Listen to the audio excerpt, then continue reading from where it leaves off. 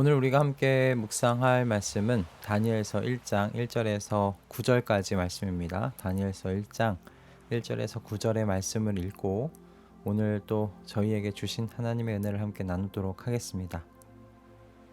유다의 여호야김 왕이 왕위에 오른 지 3년이 되는 해에 바빌로니아의 느부갓네살 왕이 예루살렘으로 쳐들어와서 성을 포위하였다. 주님께서 유다의 여호야김 왕과 하나님의 성전 기물 가운데서 일부를 느부갓네살의 손에 넘겨주었다. 그는 그것들을 바빌로니아 땅 자기가 섬기는 신의 신전으로 가지고 가서 그 신의 보물창고에 넣어두었다. 그때 왕은 아스브나스 환관장에게 명령하여 이스라엘 백성, 특히 왕과 귀족의 자손 가운데서 몸에 흠이 없고 용모가 잘 생기고 모든 일을 지혜롭게 처리할 수 있으며 지식이 있고 통찰력이 있고 왕궁에서 왕을 모실 능력이 있는 소년들을 데려오게 하여서 그들에게 바빌로니아의 언어와 문학을 가르치게 하였다. 또한 왕은 왕궁에서 날마다 일정한 양을 정해서 음식과 포도주를 그들에게 공급하도록 해주면서 3년 동안 교육시킨 뒤에 왕을 모시도록 하였다. 그들 가운데는 유다 사람인 다니엘과 하나냐와 미사엘과 아사랴가 있었다. 환관장이 그들에게 이름을 새로 지어 주었는데 다니엘은 벨드사살이라고 하고 하나냐는 사드락이라고 하고 미사엘은 메삭이라고 하고 아사랴는 아벳느고라고 하였다. 다니엘은 왕이 내린 음식과 포도주로 자기를 더럽히지 않겠다고 마음을 먹고 환관장에게 자기를 더럽히지 않을 수 있도록 해달라고 간청하였다. 하나님은 다니엘이 환관장에게서 호의와 동정을 받도록 해주셨다. 아멘. 이번 8월 한 달간 새벽에 나누는 말씀 본문으로 이 다니엘서를 결정하게 되었습니다. 8월 한 달간 성경 통독 방학 기간을 가지게 되어서 이제 성경을 통독하면서 눈여겨봤던 이 다니엘서를 좀 더 깊이 묵상하면서 우리 함께 나누면 유익하겠다는 마음이 강하게 들었기 때문인데요. 우리 가족들에게 다니엘 말씀이 유익하겠다는 그 마음이 들었던 가장 큰 이유가요. 다니엘이 살았던 시대가 지금 현재 저희 가족들이 함께 우리 살아가고 있는 이 시대와 너무 많이 닮아 있다라고 여겨졌기 때문입니다. 다니엘은 여러분들 잘 아시듯 여러 왕들을 섬겼죠. 또 그 와중에 나라가 3번이나 바뀌었고요. 이렇게 그가 섬기던 나라와 왕들이 바뀌는 이 크나큰 이 환경의 변화 속에서도 다니엘이 참 흔들림 없이 그 자리를 지켰습니다. 그리고 또 무엇보다도 다니엘이 하나님을 인정하지 않는 그런 세상과 문화의 한복판, 그 중심에서 지냈잖아요. 그러면서도 그는 자신의 정체성을 잊지 않았던 인물이었습니다. 이런 다니엘의 참 모습을 우리가 볼 수 있는 게 이 메대 왕 다리우스 때 사자굴 속에 들어가는 그 과정이지 않을까 또 싶어요. 그는 꽤 오랫동안 하나님을 인정하지 않던 세상 속에서 일해야 했습니다. 그러나 그는 다리우스 왕 외에 그 어떤 존재에게도 절을 할 수 없다는 금령이 시행되기 시작했다는 소식을 들었어도 매일 하던 그대로 하루 3번씩 하나님께 무릎을 꿇고 기도했습니다. 저는 그의 이런 결단이요, 다니엘 자신이 어떤 신을 섬기는 사람인지, 어떤 분을 섬기는 사람인지 자신의 그 정체성을 잘 드러내주는 모습이라는 생각이 들었습니다.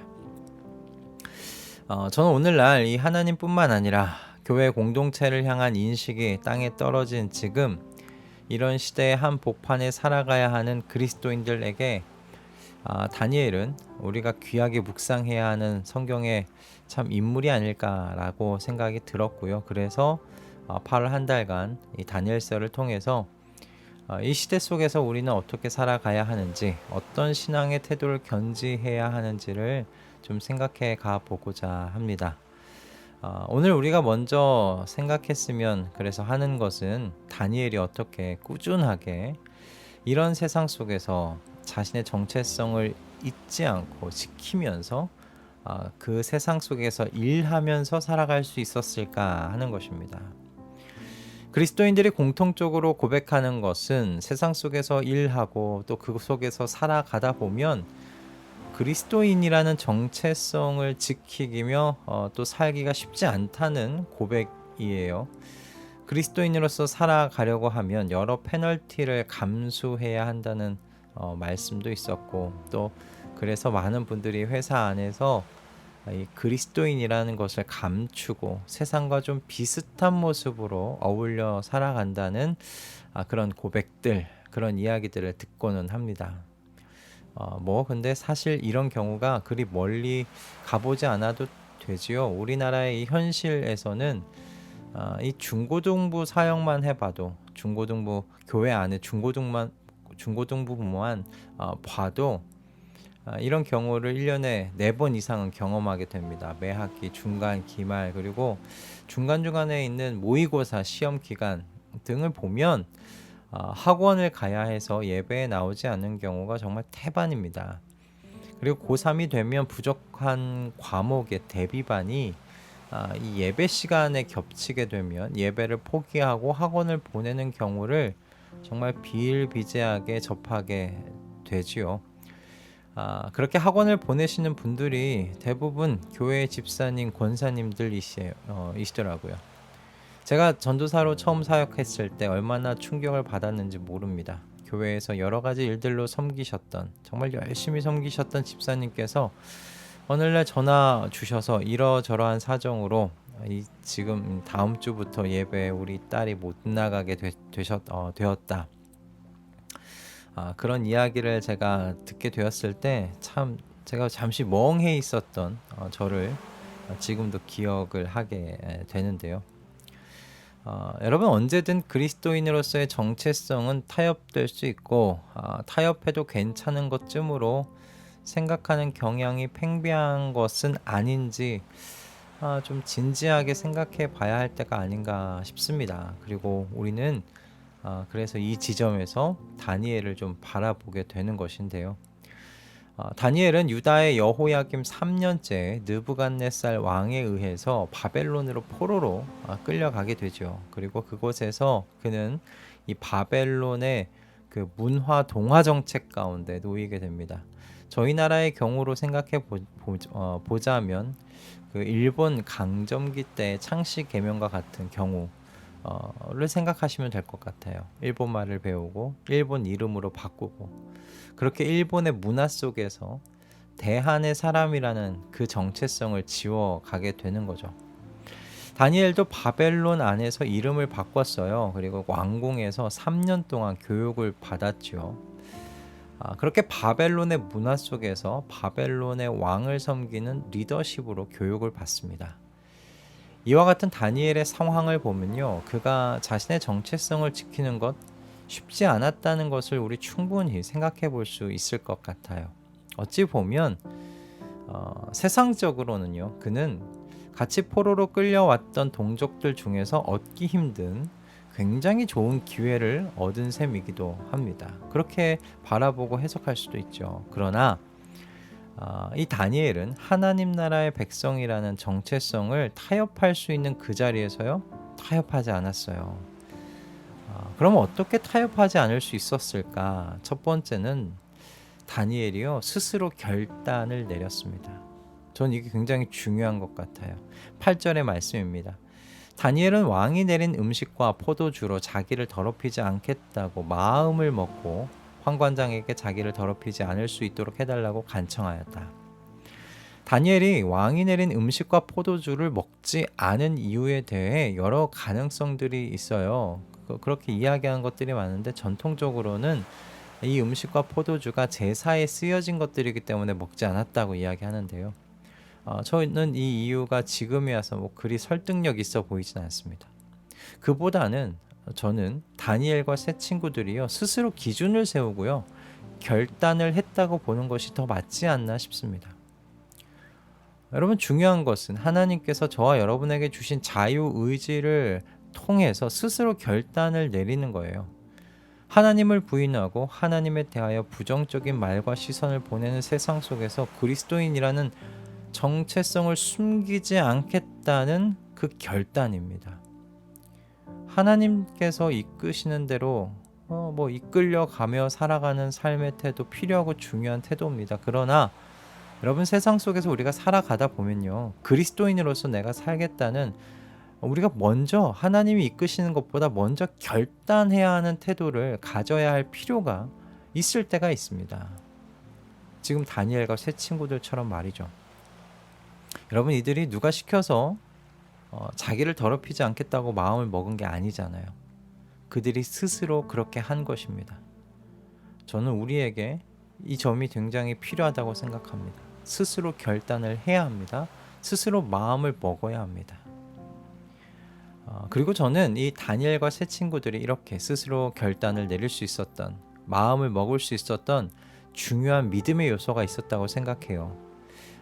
이것이 또한 우리가 그리스도인으로서 정체성을 세상 속에서 타협하지 않을 수 있는 중요한 두 번째 요소라고 생각하는데요. 그것이 무엇인가? 두 번째, 하나님의 주권을 믿으시라는 것입니다. 하나님께서 다스리신다는 것을 믿으시라는 겁니다.